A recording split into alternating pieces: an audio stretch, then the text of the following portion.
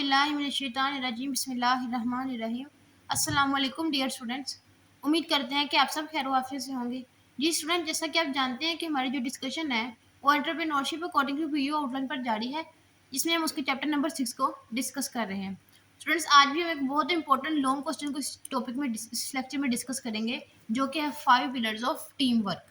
अब जो team work है उसके 5 पिलर्स कौन से हैं कि जिसके ऊपर वो जिसके ऊपर बेस्ड करती है, जो उसकी बुनियाद है, तो आज हम उनको इस लेक्चर में डिस्कस करेंगे। सबसे पहला पिलर है स्टूडेंट्स ट्रस्ट। ट्रस्ट क्या होता है? आपकी बुक में बहुत शॉर्ट लिखा हुआ है, इसलिए मैं आपको ये नोट से करवाऊंगी। बच्चों को समझ नहीं आती है जिसको हम लोगों के हिसाब से किस तरह प्रिपेयर करें, इसलिए हम इसको नोट से करेंगे, बुक से नहीं करेंगे।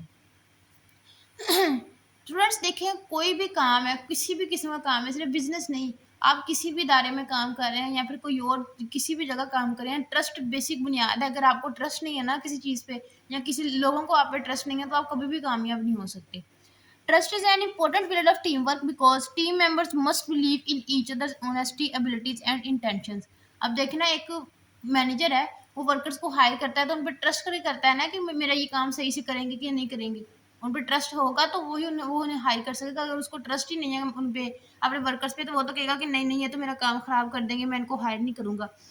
तो ट्रस्ट होना सबसे पहले बहुत ज़रूरी चीज़ है। When trust exists, people feel comfortable sharing ideas, asking for help and working। अब देखें ना, आपको अपने दोस्तों पे ट्रस्ट होता है, आप उनको हर बात बताते हो, हर चीज़ बता देते हो। इसी तरह टीम मेंबर्स के दरमियान भी ट्रस्ट होना बहुत ज़रूरी है कि आप उनसे अपनी आइडियाज़ को शेयर कर सकें, तो आप कंफर्टेबल फील कर सकें। Trust creates strong relationships and improves the cooperation with in the team. अब देखें ना, आपको ट्रस्ट होगा तो आपकी कोऑपरेशन बढ़ती है। अब आपके दोस्तों के साथ भी जैसे जैसे आपका ट्रस्ट बढ़ता है, आपकी उनके साथ कोऑपरेशन बढ़ती है, आप उनसे अटैच होते जाते हैं, आपका एक बॉन्ड बनता जाता है। वैसे ही टीम वर्क भी बिल्कुल वैसे ही है। अगर आप आपको ट्रस्ट है अपने टीम मेंबर्स पे, तो आप उनके साथ हर चीज़ शेयर करेंगे, उनके साथ कोऑपरेट करेंगे। एग्जाम्पल देखते हैं students. In a cricket team, players trust the captain decisions and depends on each other. अब प्लेयर्स क्या करते हैं, वो कैप्टन पे डिपेंड करते हैं ना, उन पर कैप्टन पे ट्रस्ट करते हैं। अगर वो कैप्टन पे ट्रस्ट करते हैं कि जो डिसीजन लेगा, हमें कबूल है, हमें जो सही डिसीजन लेगा उस पर ट्रस्ट करते हैं, तो वो डिसीजन ले रहा है। And depend on each other during the match. अब देखें, हम सब एक दूसरे के ऊपर डिपेंड करते हैं। अब एक बंदा तो नहीं कह सकता कि मैं सारा मैच खेलूंगा, मुझे किसी दूसरे पर ट्रस्ट ही नहीं है, ये गेम सही से नहीं खेलेगा, ये कैच छोड़ देगा, ये सही से फील्डिंग नहीं करेगा। इस तरह तो नहीं होता। वो सब पे वो ट्रस्ट करते हैं एक दूसरे पे, जी हाँ, हमने इस बंदे को यहाँ पे खड़ा किया, ये अपना काम सही से सर अंजाम देगा। नेक्स्ट आता है स्टूडेंट्स कॉन्फ्लिक्ट रेजोल्यूशन। अब कॉन्फ्लिक्ट का क्या मतलब होता है? कॉन्फ्लिक्ट का मतलब होता है किसी भी चीज़ में डिसएग्रीमेंट्स आ जाना या प्रॉब्लम्स क्रिएट होना। Conflict resolution means solving disagreements and problems in a positive and respectful way। अब देख रहे हैं डिसएग्रीमेंट्स का क्या मतलब है कि कुछ मेंबर्स एग्री कर रहे हैं किसी चीज़ पे, कुछ मेंबर्स नहीं कर रहे हैं, तो उस हालत में क्या करना चाहिए? उनको सोल्व करना चाहिए विद रिस्पेक्टफुली तौर पर सोल्व करना चाहिए। एक दूसरे को क्रिटिसाइज नहीं करना चाहिए कि नहीं तुम भाई तुम ये गलत हो ही नहीं सकता, तुम हमें क्यों गलत कही जा रहे हो। इस तरह नहीं करना चाहिए। In every team differences in opinion में अकर। अब वो क्या कहता है कि कोई भी टीम है उसमें ओपिनियंस में डिफरेंस आते रहते हैं। ये तो नहीं ना सबके ओपिनियन सेम आए, लेकिन डिफरेंस आते रहते हैं। अकर but effective team handle conflicts के calmly through discussion and understanding. अब जो इफेक्टिव टीम्स होती हैं, जो सक्सेसफुल टीम्स होती हैं, जिन्होंने कुछ अचीव करना होता है, वो क्या करती हैं, जब ओपिनियंस में डिफरेंस आता है, वो उनको रिस्पेक्टफुली कामली उनको सोल्व करते हैं through discussion and understanding. Proper conflict resolution prevents misunderstanding and maintain a healthy working environment. अब देखें ना, आप अच्छे तरीके से कॉन्फ्लिक्ट्स को रिजोल्व करें, या फिर लीडर इसमें कोई एक्शन प्ले करे, तो इससे क्या होगा, आपके हेल्दी इन्वायरमेंट क्रिएट होगा, सब अपना अपना काम अच्छे से सर अंजाम देंगे कॉन्फिडेंटली। आगे से एग्जांपल देखते हैं students. In a school project group, two students may disagree about presentation idea, but by discussing their opinions politely they can choose the best solution for the project। अब देखिए, अगर आप डिसएग्रीमेंट है तो ये तो नहीं है कि आप लड़ने लग जाएं कि नहीं नहीं ये काम मैंने नहीं करना, ना ही ये हो सकता है ऐसे, बल्कि आप बातचीत करें, उनको सोल्व करने की कोशिश करें, डिस्कशन करें अपने फेलोज के साथ। नेक्स्ट आता है स्टूडेंट्स कमिटमेंट। कमिटमेंट का क्या मतलब होता है? Commitment means dedication and loyalty towards teams goals and responsibilities. Commitment से आपसे कमिटमेंट से पता चल रहा होगा कमिटमेंट होती क्या है। आप किसी के साथ कोई ना कोई कमिटमेंट करते हैं। committed team members work hard, stay motivated and complete their task sincerely। अब देखना आपने कमिटमेंट की होगी कि मैं ऐसे करूँगा, मैं ऐसे कर दूँगा, मैं ये कर दूँगा, आपने पूरी प्रॉपर कमिटमेंट की है, तो इससे क्या होगा, आप अपना अपना काम अच्छे से सरअंजाम देंगे, हाँ, मेहनत करेंगे, मोटिवेटेड रहेंगे, अपने काम को मतलब टाइम पे कंप्लीट करके अपने लीडर को पहुँचा देंगे। The support team even during difficulties and focus on achieving success. देखिए ना, अगर आपने कमिटमेंट आपने एक कमिटमेंट कर लिया कि मैंने ये काम करना है, आप कमिटमेंट झूठी तो नहीं करनी ना। जैसे आप वादा करते हैं कि मैंने ये वादा कर लिया, मैंने अब ये करना ही करना है। जब आपने एक दफ़ा कमिटमेंट कर लिया है, तो फिर अब वो कुछ भी कोई भी मुश्किलात पेश आए, आप वो काम करते हैं, हर हाल में करते हैं। For example, employ in a company में वर्क एक्स्ट्रा आवर्स। अब एक एम्प्लॉय है, वो एक्स्ट्रा आवर्स में काम करता है to complete an important project before the deadline.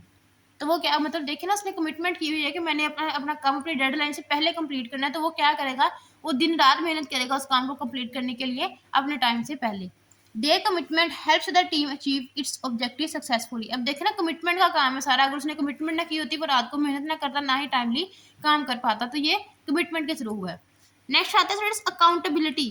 Accountability हमने पहले भी पढ़ा था। अकाउंटेबिलिटी क्या करना मतलब है, रिस्पॉन्सिबिलिटी लेना, किसी भी चीज़ में चेकिंग बैलेंस रखना। Accountability mean taking responsibility for one's action and duties. मतलब आप जो एक्शन परफॉर्म कर रहे हैं, आपने उनकी जिम्मेदारी भी तो लेनी है ना, कि अगर ये तो नहीं ना कि जब हो गया तो हो गया, ना हुआ तो ये लीडर के खत्ते में। नहीं, इस तरह नहीं होता।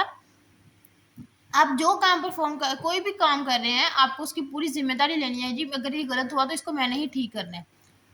In an effective team every member understand that their work affects the entire group. अब देखना, अगर आप ग्रुप में काम कर रहे हैं, कोई भी ग्रुप में काम कर रहा है, तो ग्रुप में अगर एक मेंबर को देखे ना, एक इंसान बीमार हो जाता है किसी ग्रुप में, तो सारा काम रुक जाता है कि जी वो मेंबर आएगा तो वही है, क्योंकि ग्रुप काम है ना, ग्रुप में जो काम हो रहा है वो ग्रुप मिलके ही कर सकता है। कि एक दो बंदे अगर निकल जाएंगे तो फिर वो काम कंप्लीट ही नहीं हो सकेगा। So they affects entire group, so they complete tasks honestly and on time. तो वो क्या करते हैं, मतलब इफेक्टिव टीम जो होती है वो क्या करती है, उसके मेंबर्स अपने काम को टाइमली कंप्लीट करते हैं। Accountability increase discipline, reliability and trust among members. अब देखिए ना, अकाउंटेबिलिटी, अगर आप रिस्पॉन्सिबल, इसमें भी ट्रस्ट का टच आ रहा है कि अगर आप ईमानदारी से अपना काम सर अंजाम दे रहे हैं, तो इससे क्या होगा, लीडर भी आप पे ट्रस्ट करेगा, तो टीम मेंबर्स भी आप पे ट्रस्ट करेंगे कि ये बंदा अच्छे से काम कर रहा है, इसने काम को छोड़ा नहीं है, काम को खराब नहीं किया, हमारे ग्रुप को तोड़ा नहीं है। अगर एग्जांपल देखते हैं students, in a software development team each programmer is responsible for completing a specific part of project. अब कोई भी प्रोग्राम परफॉर्म किया जा रहा है, देखिए ना, कंप्यूटर में प्रोग्राम्स होते हैं, परफॉर्म किया जा रहा है कि हर किसी को उसका टास्क डिवाइड करके दिया गया है, जी तुमने ये करना है, तुमने ये करना है। तो इससे क्या होगा, जब वो देखे ना, सब अपना अपना काम अच्छे से रिस्पॉन्सिबिलिटी से सर अंजाम देंगे, तो उनका प्रोग्राम कंप्लीट होगा। अगर एक भी बंदा अपना काम छोड़कर जाता है, तो उनका तो सारा प्रोग्राम खराब हो जाएगा। If every perform their duties responsibly, the projects complete successfully. Next आता है स्टूडेंट्स, लास्ट पॉइंट है हमारा, रिजल्ट्स। अब रिजल्ट्स क्या होते हैं, results are the final outcomes achieve through team work और कलेक्टिव एफर्ट्स। रिजल्ट्स क्या होते हैं, जो आपको सारा काम परफॉर्म करते हैं, तो उसके बाद क्या आते हैं, आपकी आउटकम्स आती हैं। Effective team study focused, stay focused and goals और goals maintain high performance and work efficiently to achieve success. अब जो इफेक्टिव टीम्स होती हैं, अब जाहिर है उन्होंने काम करना है तो ही अचीव करना है ना सक्सेस को। ये तो नहीं है जी आप काम करें ना तो आप कहें मुझे सक्सेस, मुझे कामयाबी मिल जाए, मैं पेपर में भी पास हो जाऊँ, अगर आप पढ़ ही नहीं रहे हैं तो मतलब एफर्ट ज़रूरी है, हर काम के लिए एफर्ट ज़रूरी है, फिर ही आपकी आउटकम्स अच्छी आती हैं। A result oriented team measures progress and continually improve its performance. अब जो रिजल्ट ओरिएंटेड मीन्स कि जो रिजल्ट पे डिपेंड करती है, जो टीम वो क्या करती है, रिजल्ट के हिसाब से अपने आप को इम्प्रूव करती है। अगर तो उसके लॉसेस आ रहे हैं तो वो ज़्यादा मेहनत करती है कि उनके लॉसेस को वो कम कर सके। अगर उनको प्रॉफिट हासिल हो रहा है तो वो क्या करेंगे, अपने प्रॉफिट को इंक्रीज करने की कोशिश करेंगे। मतलब डिपेंड करना है आउटकम्स पे, जैसी आउटकम्स आ रही हैं अपने वैसे ही परफॉर्मेंस इंक्रीज करनी है। A sales team in a company may work together to increase monthly sales to targets. अब वो क्या करती हैं कि एक टीम है कि वो काम कर रही है अपनी मंथली सेल्स को इंक्रीज करने के लिए। By focusing on results the company can achieve higher profits and growth. अब रिजल्ट पर क्या है, रिजल्ट में आपने ये देखना है कि आपकी सेल्स मतलब आपको सेल में प्रॉफिट आ रहा है कि नहीं आ रहा। जिस तरह आप सेल्स मतलब कर रहे हैं, तो क्या वो सेल्स आपकी खरीदी भी जा रही है कि नहीं खरीदी जा रही, जो आप चीज़ बना रहे हैं। इन सब चीज़ों को मद्देनजर रखते हुए वो क्या करते हैं, अपने प्रॉफिट को भी इंक्रीज करते हैं और अपने बिजनेस को ग्रो भी करते हैं। ये था स्टूडेंट्स हमारा आज का लेक्चर। जो कि बहुत इंपॉर्टेंट एक लॉन्ग क्वेश्चन था, आपने इसको अच्छे से रेडी करना है। अगर आप किसी को भी कोई कंफ्यूजन है तो आप मुझसे कमेंट बॉक्स में पूछ सकते हैं, इंशाल्लाह I will reply you. Next lecture में हम अपना लास्ट टॉपिक डिस्कस करेंगे, इंशाल्लाह नेक्स्ट लेक्चर में आपसे मुलाकात होगी।